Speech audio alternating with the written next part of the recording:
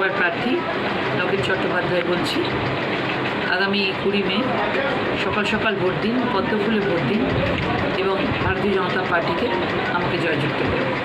সবাই ভালো থাকুন।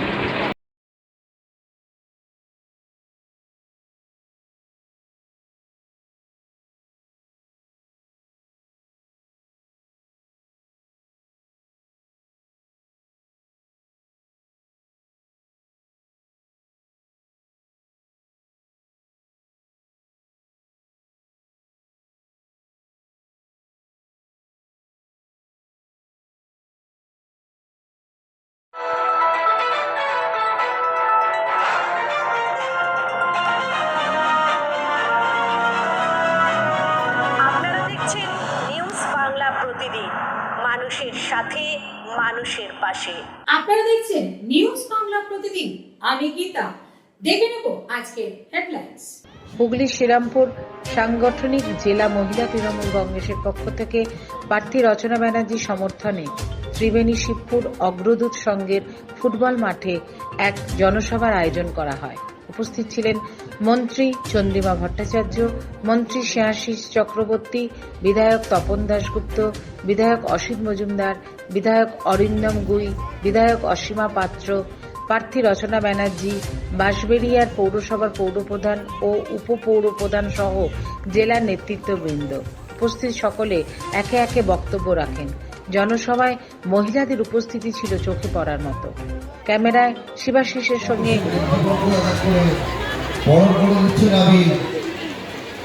জেলা পরিষদের সভাধিপতি রঞ্জন ধারা মহাশয়কে বরণ করার জন্য আমার বড় জোরে আপনাদের সবার কাছে এটাই নিবেদন। দেখুন, মন থেকে কথা বলি, যেটা মন থেকে বিশ্বাস করি সেটাই বলি, এবং এইটুকুই আপনাদের সবার সামনে আরো একবার বলে দিয়ে যাচ্ছি যে আপনাদের সাথে আছি, আপনাদের পাশে আছি।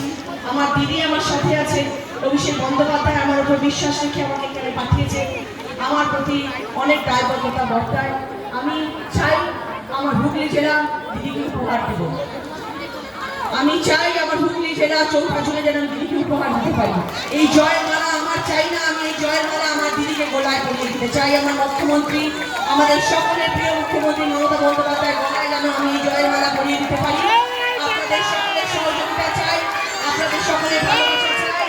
আপনারা সবাই সাথে থাকবেন, পাশে থাকবেন। সবাই মিলে 20 মে আমাদের যারা আছেন তাদের পাকড়ানিটা গুটিয়ে দিন।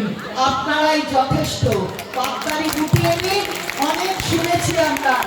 আপনাকে আবারও বলছি, আপনি মহিলা, আমরা অশ্রদ্ধা করি না, কিন্তু আপনি মাঝে মাঝে যে ধরনের কথা বলেন, কখনো মুখ্যমন্ত্রীকে ইঙ্গিত করে, কখনো অন্যদের ইঙ্গিত করে, এইটা বোধহয় মহিলাদের মুখে মানায় না।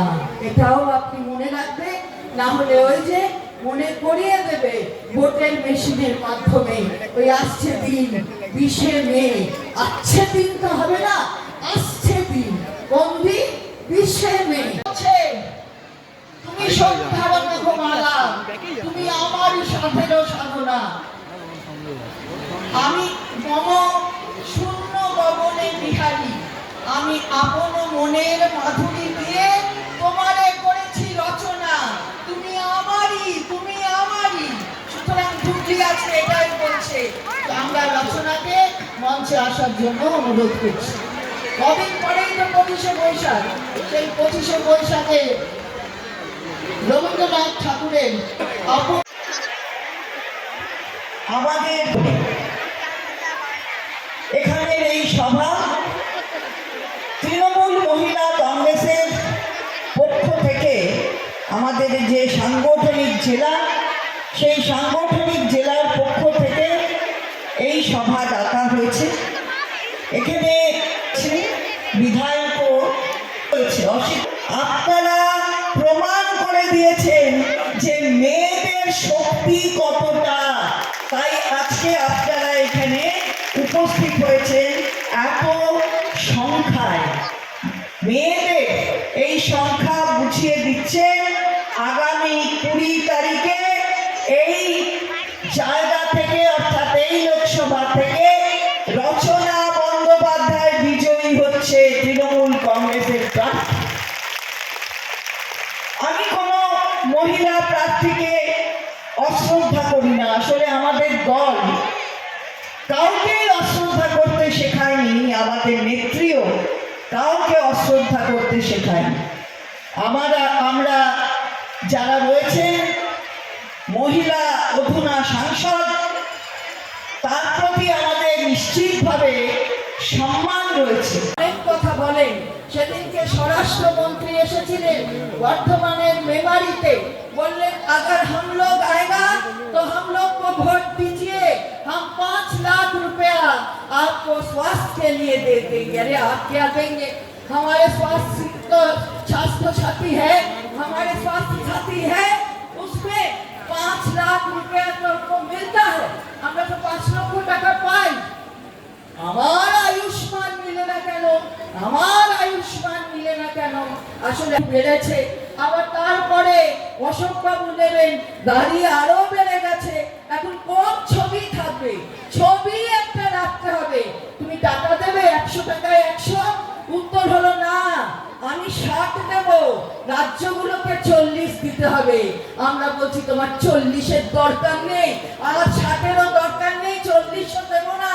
আমার স্বাস্থ্য সাথীতে আমার মা অথবা শাশুড়ি তার ছবি থাকে, যে জ্যেষ্ঠা পরিবারের মহিলা তার ছবি থাকে।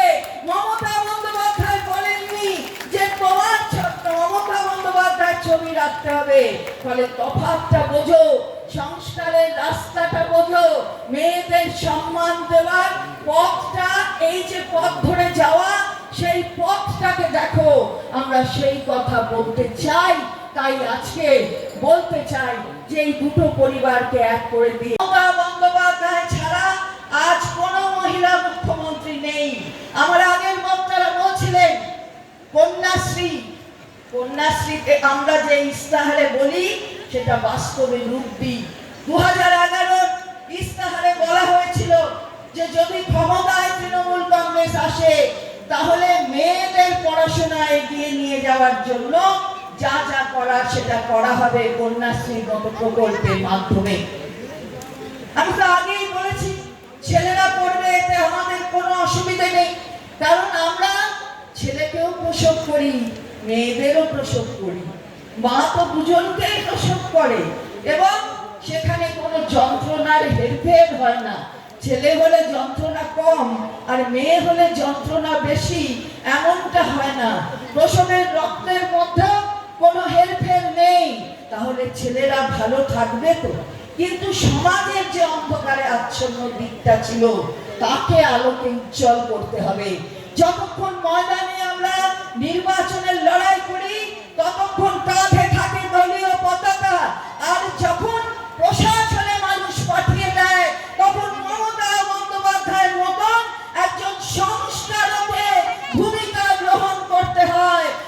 যেখানে যেখানে অন্ধকার সেই জায়গাগুলোকে আলোকে উজ্জ্বল করবার রাস্তা প্রশস্ত করতে হয়।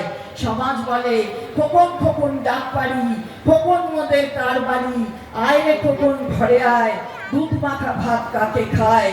ঠিকই তো আছে, কখন খাবে দুধ মাখা ভাত, কিন্তু ফুকু যাবে শ্বশুর বাড়ি, সঙ্গে যাবে কে? বাড়িতে আছে হুলো বেড়াল, কোমর বেঁধেছে, মানে ফুকুকে যেতে হবে শ্বশুর বাড়ি, একটা লোক তৈরি নেই তার সাথে যেতে, হুলো বেড়াল তাকে পাঠাবে। মমতা বন্দ্যোপাধ্যায় বললেন না, কন্যাশ্রী হবে, কন্যাশ্রীতে একটা মেয়ে সে শিক্ষা লাভ করবে, সে শিক্ষা লাভ করে বলছিল অসীমা K1, K2, K3 এমনকি K4 পর্যন্ত আছে, তার সাথে স্টুডেন্টস ক্রেডিট কার্ড আছে, যাতে লোন নিলে 4% সুদে সেই লোন শিক্ষার্থী ফেরত দেবে।